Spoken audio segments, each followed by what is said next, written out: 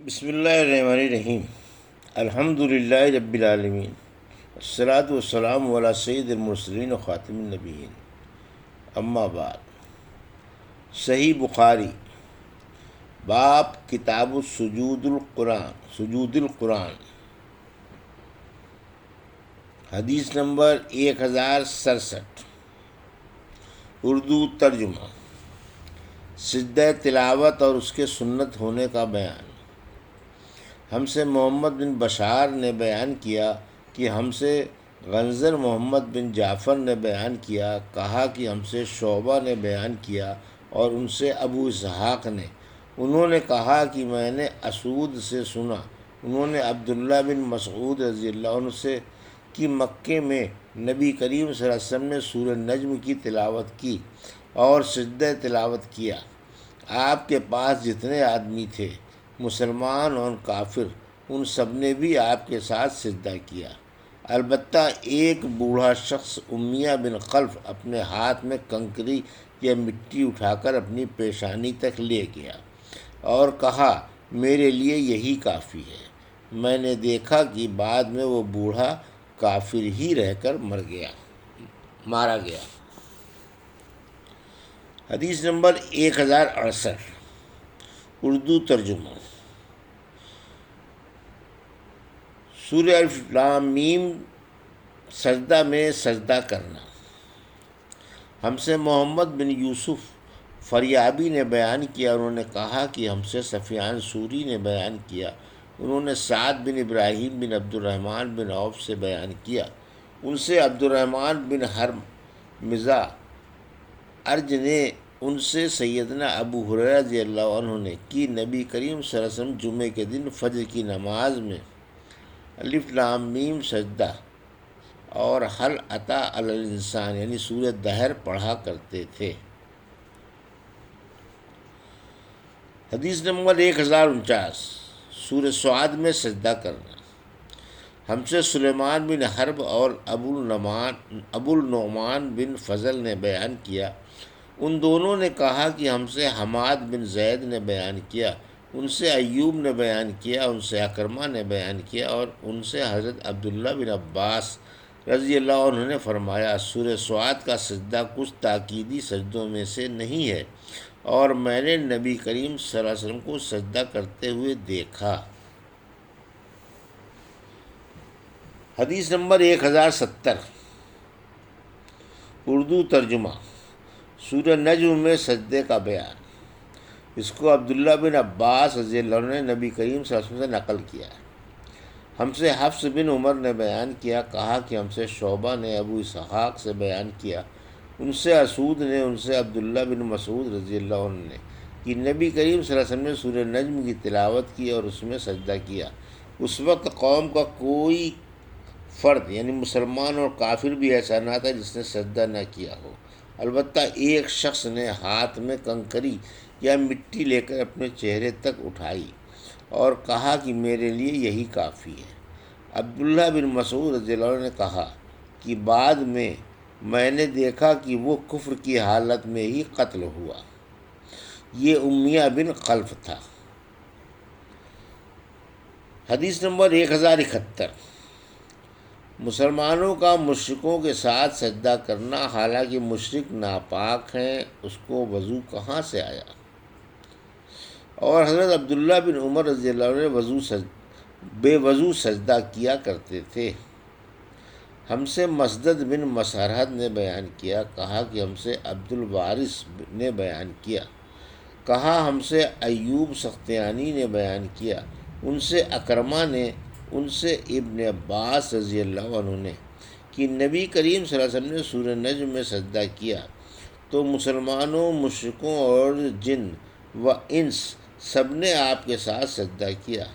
اس حدیث کی روایت ابراہیم بن طہمان نے بھی ایوب سختیانی سے کی ہے۔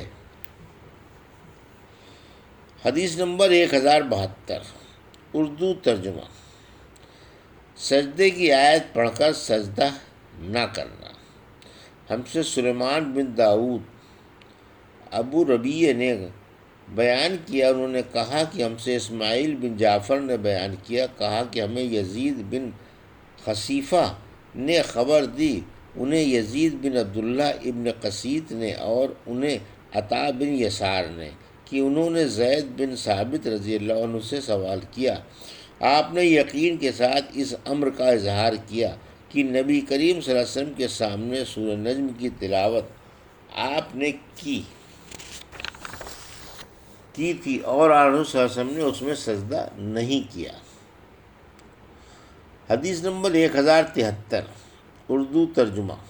ہم سے آدم بن ابی ایاس نے بیان کیا، کہا کہ ہم سے ابن ابی ذئب نے بیان کیا، کہا کہ ہم سے یزید بن عبداللہ بن قسیط نے بیان کیا، ان سے عطا بن یسار نے، ان سے زید بن ثابت رضی اللہ عنہ نے کہا کہ میں نے رسول اللہ صلی اللہ علیہ وسلم کے سامنے سورہ نجم کی تلاوت کی، اور آپ صلی اللہ علیہ وسلم نے اس میں سجدہ نہیں کیا۔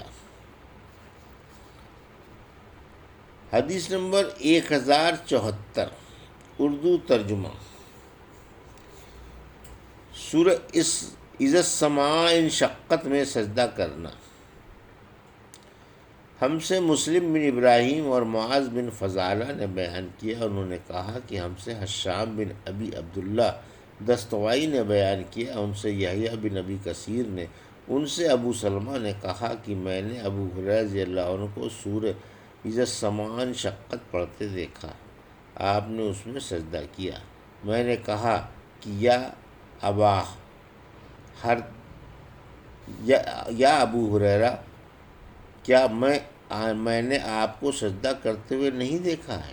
آپ نے کہا کہ اگر نبی کریم صلی اللہ علیہ وسلم کو سجدہ کرتے نہ دیکھتا تو میں بھی نہ کرتا۔ حدیث نمبر 1075،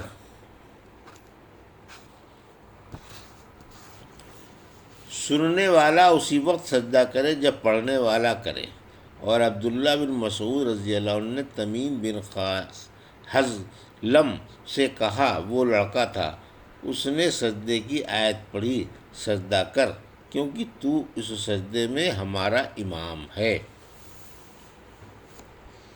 ہم سے مسدد بن مسرحد نے بیان کیا، کہا کہ ہم سے یحییٰ بن سعید قطان نے بیان کیا، کہا کہ ہم سے عبید اللہ عمری نے بیان کیا، کہا کہ ہم سے نافع نے بیان کیا، ان سے ابن عمر رضی اللہ عنہ نے کہا کہ نبی کریم صلی اللہ علیہ وسلم ہماری موجودگی میں آیت سجدہ پڑھتے اور سجدہ کرتے تو ہم بھی آپ کے ساتھ ہجوم کی وجہ سے اس طرح سجدہ کرتے کہ پیشانی رکھنے کی جگہ بھی نہ ملتی جس پر سجدہ کرتے۔ حدیث نمبر 1076، اردو ترجمہ۔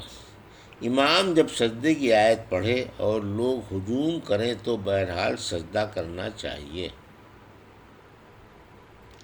ہم سے بشر بن آدم نے بیان کیا، کہا کہ ہم سے علی بن مسہر نے بیان کیا، کہا کہ ہمیں عبید اللہ عمری نے خبر دی، انہیں نافع نے، اور نافع کو ابن عمر رضی اللہ عنہ نے، کہ نبی کریم صلی اللہ علیہ وسلم آیت سجدہ کی تلاوت اگر ہماری موجودگی میں کرتے تو آپ کے ساتھ ہم بھی سجدہ کرتے تھے۔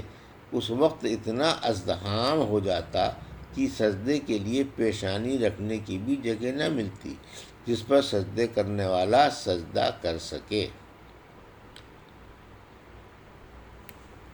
حدیث نمبر 1077، اردو ترجمہ۔ اس شخص کی دلیل جس کے نزدیک اللہ تعالیٰ نے سجدہ تلاوت کو واجب نہیں کیا۔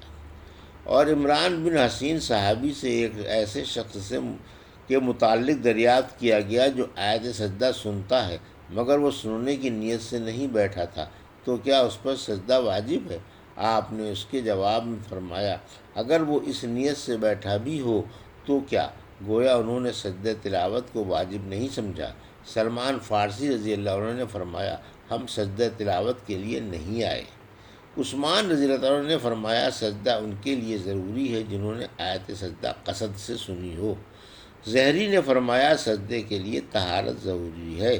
اگر کوئی سفر کی حالت میں نہ ہو بلکہ گھر پر ہو تو سجدہ قبلہ رو ہو کر کیا جائے گا، اور سواری پر قبضہ روح ہونا ضروری نہیں ہے، جدھر بھی رخ ہو اسی طرف سجدہ کر لینا چاہیے۔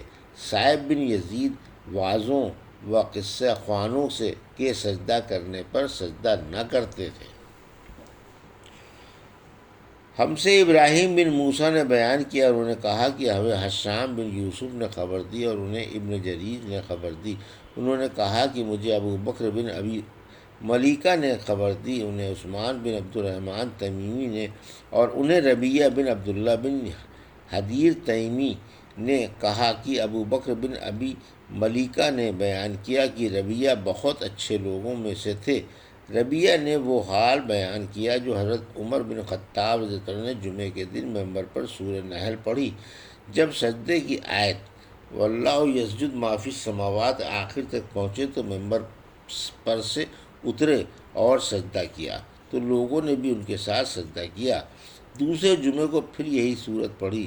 جب سجدے کی آیت پر پہنچے تو کہنے لگے، لوگوں ہم سجدے کی آیت پڑھتے چلے جاتے ہیں، پھر جو کوئی سجدہ کرے اس نے اچھا کیا، اور جو کوئی نہ کرے تو اس پر کچھ گناہ نہیں۔ اور حضرت عمر رضی اللہ عنہ نے سجدہ نہیں کیا۔ اور نافع نے حضرت عبداللہ بن عمر رضی اللہ عنہ سے نقل کیا کہ اللہ تعالیٰ نے سجدہ تلاوت فرض نہیں کیا، ہماری خوشی پر رکھا۔ حدیث نمبر 1078، جس نے نماز میں آیت سجدہ تلاوت کی اور نماز ہی میں سجدہ کیا۔ ہم سے مسدد بن مسہرت نے بیان کیا، کہا کہ ہم سے معتمر بن سلیمان نے بیان کیا، کہا کہ میں نے اپنے آپ سے سنا، کہا کہ ہم سے بکر بن عبداللہ مزنی نے بیان کیا، ان سے ابو رافع نے کہا کہ میں نے ابو ہریرہ رضی اللہ عنہ کے ساتھ نماز پڑھی، آپ نے اذا السماء انشقت کی تلاوت کی اور سجدہ کیا۔ میں نے عرض کیا کہ آپ نے یہ کیا کیا؟ انہوں نے اس کا جواب دیا کہ میں نے اس میں ابو قاسم صلی اللہ علیہ وسلم کی اقتداء میں سجدہ کیا تھا اور ہمیشہ سجدہ کرتا رہوں گا تاکہ آپ سے جا ملوں۔ حدیث نمبر 1079، جو شخص ہجوم کی وجہ سے سجدہ تلاوت کی جگہ نہ پائے۔ ہم سے صدقہ بن فضل نے بیان کیا، ان سے یحییٰ بن سعید قطعان نے بیان کیا، ان سے عبید اللہ نے، ان سے نافع نے، اور ان سے ابن عمر رضی اللہ عنہ نے کہ نبی کریم صلی اللہ علیہ وسلم کسی ایسی صورت کی تلاوت کرتے جس میں سجدہ ہوتا، پھر آپ سجدہ کرتے اور ہم بھی آپ کے ساتھ سجدہ کرتے، یہاں تک کہ ہم میں سے کسی کو اپنی پیشانی رکھنے کی جگہ نہ ملتی۔ معلوم ہوا کہ ایسی حالت میں سجدہ نہ کیا جائے تو کوئی حرج نہیں، واللہ عالم۔